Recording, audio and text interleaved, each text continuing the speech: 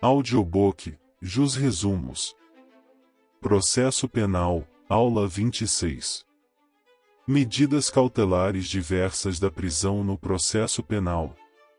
Olá, estudiosos do direito processual penal. Sejam muito bem-vindos ao Jusemos. Hoje, mergulharemos no universo das medidas cautelares diversas da prisão, ferramentas essenciais para garantir a efetividade do processo penal sem, necessariamente, privar o investigado ou acusado de sua liberdade. Vamos explorar suas características e aplicações. As medidas cautelares diversas da prisão, elencadas no artigo 319 do Código de Processo Penal, CPP, representam um leque de alternativas à prisão preventiva.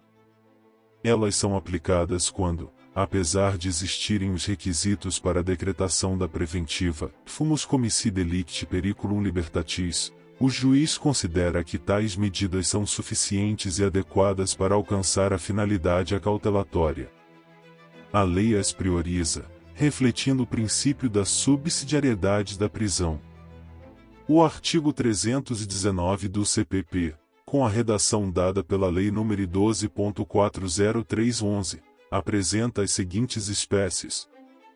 1. Comparecimento periódico em juízo. O investigado ou acusado deve se apresentar ao juiz em intervalos e condições fixadas para informar e justificar suas atividades. 2. Proibição de acesso ou frequência a determinados lugares, em medida aplicada quando a presença do indivíduo em certos locais pode gerar riscos, novas infrações, intimidação de testemunhas, etc. Proibição de acesso e impede a entrada no local. Proibição de frequência, permite a entrada, mas limita a regularidade ou horários. 3. Proibição de manter contato com pessoa determinada, visa evitar a comunicação com vítimas, testemunhas, coautores, etc., quando esse contato for prejudicial à investigação ou instrução. 4. Proibição de ausentar-se da comarca, garante a presença do investigado ou acusado na jurisdição para os atos processuais. 5. Recolhimento domiciliar no período noturno e nos dias de folga, inaplicável a quem possui residência e trabalho fixos, restringindo sua liberdade em horários específicos. 6. Suspensão do exercício de função pública ou de atividade econômica ou financeira, em medida cabível quando há justo receio de que a atividade esteja sendo utilizada para a prática de crimes. 7. Internação provisória, em casos de crimes com violência ou grave ameaça, se a perícia constatar inimputabilidade ou semi-imputabilidade, artigo 26 do CP, e houver risco de reiteração. A aplicação exige ambos os requisitos. 8. Fiança, pagamento de um valor para assegurar o comparecimento aos atos processuais, evitar a obstrução e em caso de resistência injustificada à ordem judicial. Atualmente, é considerada uma medida cautelar autônoma, e não apenas uma contracautela à prisão. 9. Monitoração eletrônica, utilização de dispositivos, como tornozeleiras, para fiscalizar o cumprimento de outras medidas cautelares. O artigo 310, inciso 2º, do CPP estabelece que, na audiência de custódia, a conversão da prisão em flagrante em preventiva só ocorrerá se as medidas cautelares diversas da prisão se mostrarem inadequadas ou insuficientes. Mesmo que não estejam presentes os requisitos para a prisão preventiva, o juiz pode conceder liberdade provisória, cumulando-a com medidas cautelares diversas da prisão, conforme o artigo 310, inciso 3º, e o artigo 321 do CPP.